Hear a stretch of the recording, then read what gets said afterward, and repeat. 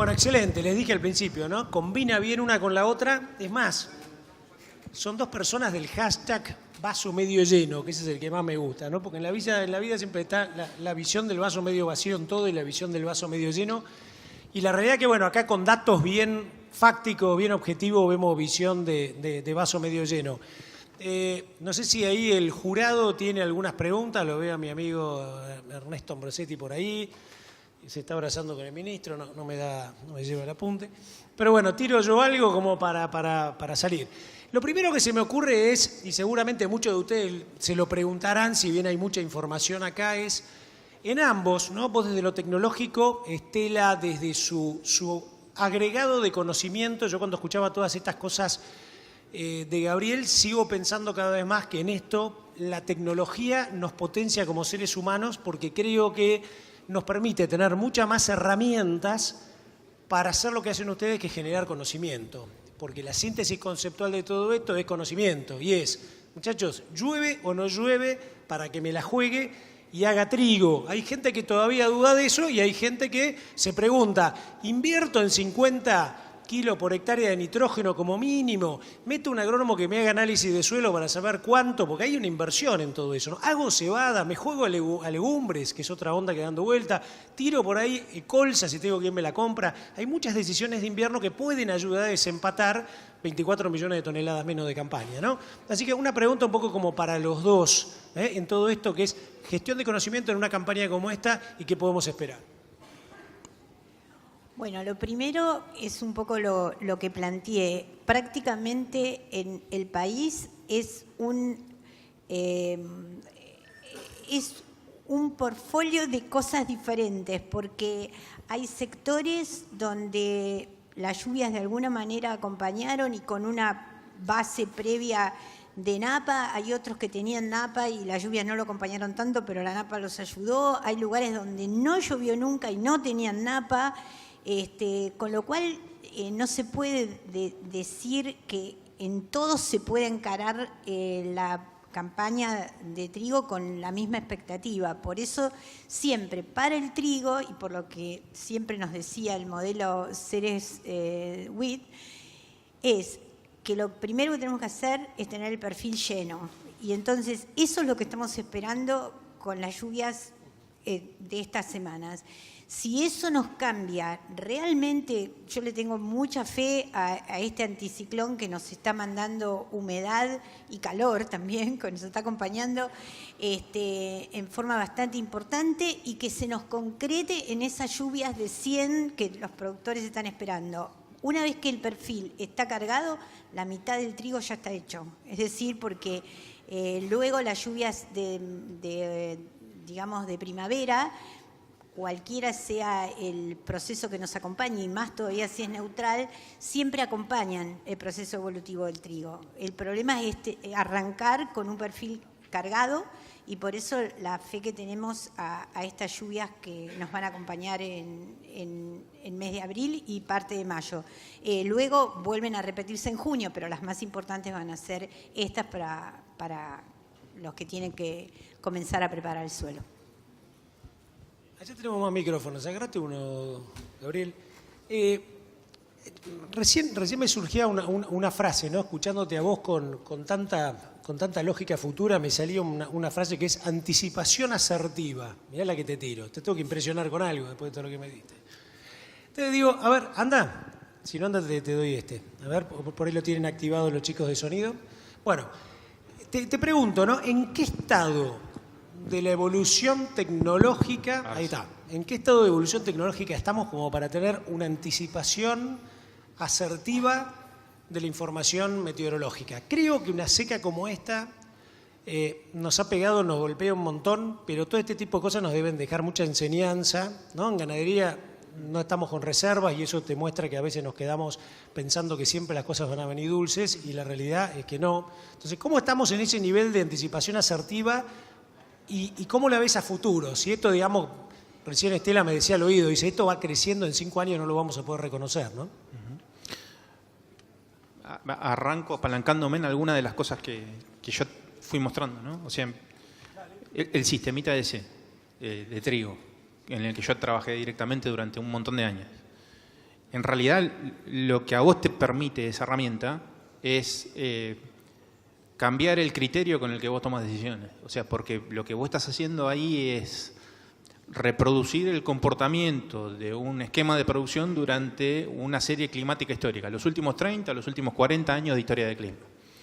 Entonces vos, ahora, cuando ponés la curva de percentil 80, la curva de promedio, la curva de percentil 20, vos estás tomando decisiones con criterio probabilístico.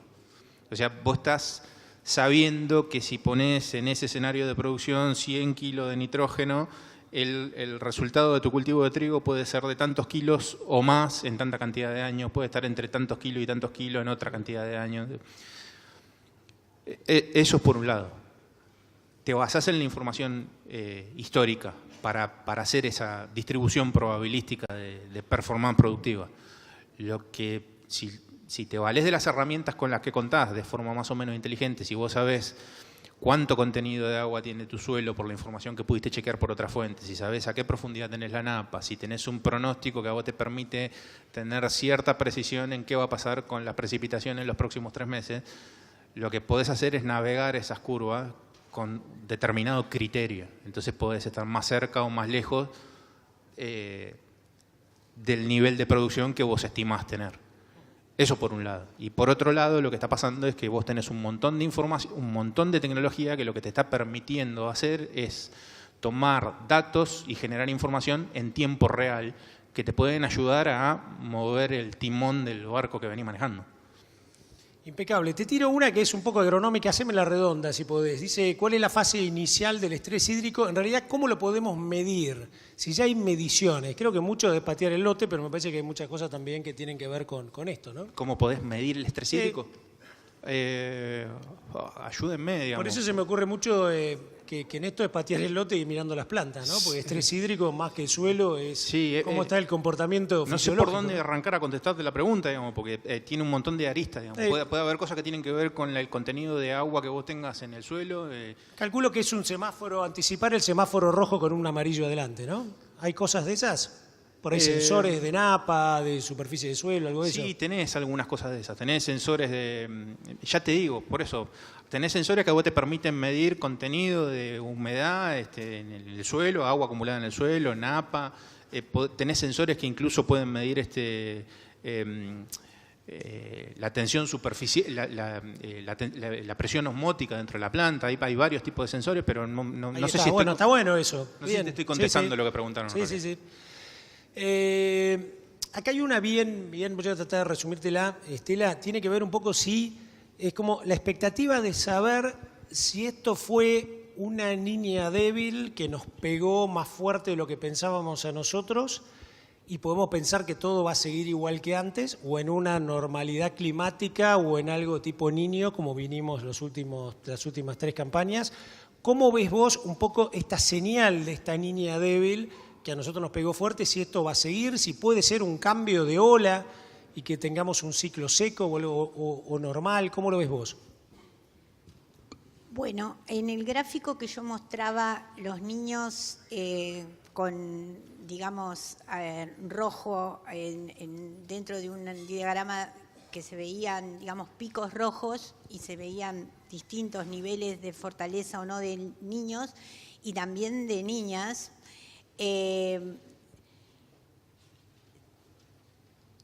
Digamos que todos estos procesos, a veces tenemos un niño fuerte desde el punto de vista del Pacífico, pero con una ayuda, como decimos, de un anticiclón fortalecido del lado Atlántico, podemos tener, como hemos tenido en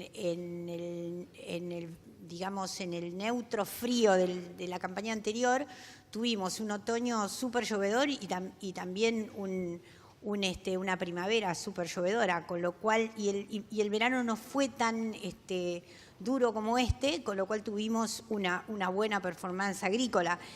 Esta nos pegó más porque, como les dije, a partir del mes de octubre prácticamente el anticiclón no desapareció, porque siempre está, pero me refiero que de 1030, 1034, 1040, que llegó a estar los meses anteriores, pasó a estar en 1015, 1012, es decir, no entraba nada de humedad al territorio.